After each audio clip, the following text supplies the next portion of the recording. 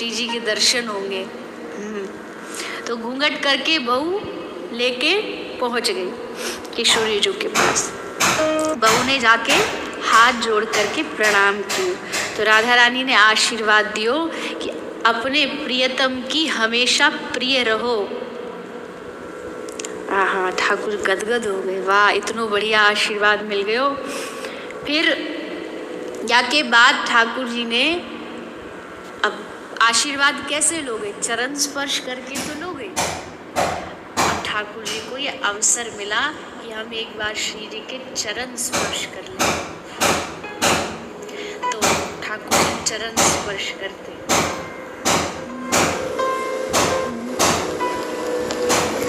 श्री जी के चरण कमल को ध्यान, श्री जी के चरण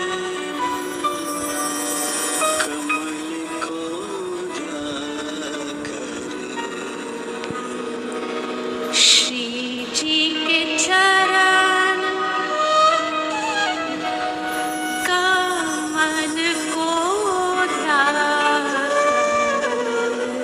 श्री जी के चरण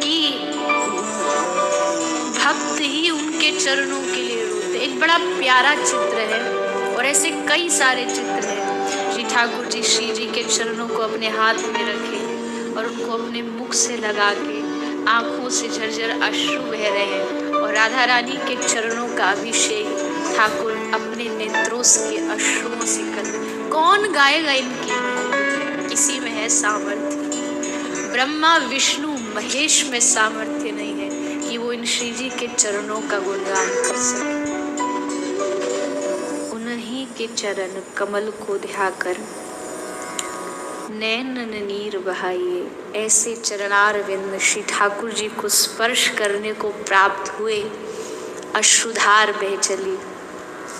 फिर श्री जी ने देखा बहू प्रणाम कर रही है, तो श्री जी बोली अब घूंघट उठाओ, मोड़ो दिखाओ। तो अब ठाकुर जी घूंघट करे बैठे, बोले सास सोचिए तो बड़ी बेशरम बहू आ गई। अरे हम यहाँ को मोड़ो दिखाने के तय लाए हैं राधा रानी के पास, कह के कि मुख आप ही पहले देखोगी, और ये तो मना कर रही है। तो ये कैसी दुल्हन, श्री जी की आज्ञा नहीं मानती। पूरा ब्रज जिनके चरणों में लेटा रहता है और ये उन्हीं की आज्ञा को नहीं मान रही है। तो श्री राधा रानी ने कहा अच्छा, बोले नहीं। राधा रानी बोली मुँह दिखाई में हम अच्छी अच्छी वस्तु देंगे तुमको, हार श्रृंगार वस्त्र आभूषण सब प्रदान करेंगे। अब अपनो मुँह दिखा दे। पर फिर भी सखी बोली बड़ी हटीली बहू है तू तो। अरे श्री जी कह रही है तू को मुँह दिखा दे, श्री जी उतावली हो रही है, तेरो मुख देखने अधीर हो रही है और तू उनको अधीर कर रही है, जब सब कुछ देने को तैयार है। पर श्री जी को आभास हो रहा कुछ तो है इस बहू में। वो तो अरे नजदीक की बात छोड़ो, कहीं दूर से कृष्ण के पीताम्बर को वायु भी स्पर्श करके आ जाए तो भी पहचान जाती है कि मेरे प्रियतम का ये सुगंध है। वो नहीं पहचानेंगी सामने कौन बैठा है, पर लीला कर रही है। तो अरे दिखा दे सखी, कहती है लगे याकू तुम्हारो नेग पसंद नहीं आयो, अभी कछु बढ़ानो पड़ेगो, नेग बढ़ेगो तो ही मोड़ो दिखाएगी। तो श्री जी बोली तेरो नेग बढ़ा दूं, अगर याते संतुष्टि नहीं है रही तेरी तो मैं तो को कुछ और दूं और बढ़ के दूं। तो बोली तो श्री जी बोली याते बढ़ के का दूं, हार आभूषण श्रृंगार सब दे दिए। अच्छा एक काम कर, आज कहते हैं ना श्री जी कभी कभी द्वार खोल देती है अपने भंडार का, तो आज खोल दिया। तो बोली कि मैं तुझको, तू मुंह दिखाई में तुझको निज महल में रख लूंगी अपने पास। बस अब तो क्या ही बोले, निज महल में वास मिले, जा महल को दूर दूर ते ठाड़े ठाड़े ठाकुर देखते रहे कब श्री जी निकलेंगी, कब एक झलक होगी, वह निज महल में हमको वास मिलेगो, याते बड़े आनंद की सीमा और का होगी। ललिता कह रही अरे पगली तो को इतना आशीर्वाद प्राप्त हो, ये तो हमको भी ना मिलो कभी, हम भी दर्शन करके सेवा करके घर को चली जाएं, पर निज महल में रखूंगी ये आशीर्वाद तो केवल तो को मिलो, अब देर मत कर। और जैसे ठाकुर जी ने घूंघट उठाया तो पूरी सभा में सन्नाटा छा गया। अरे ये कौन सी बहू आई है, सखी सहचरी सब ओढ़ के ओढ़नी हंसने लगी जोर जोर से लज्जा के मारे।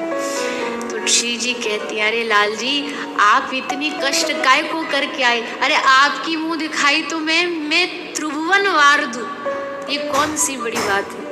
और ठाकुर जी कहते हैं हमको त्रिभुवन ना चाहिए, आपको निज महल को वास की जो हमारी आस ही सो पूरी है, वही याते बड़ो उपहार हमारो कोई नहीं है सके। आज भी लाल जी जो संग विराजे ना श्री जी के महल में ठाकुर जी, ये तबते ही ठाकुर को वहाँ श्री जी के ढोरे महल में राधा रानी ने वास दे दियो कि अब आप नित्य निरंतर यही हमारे संग विराजो।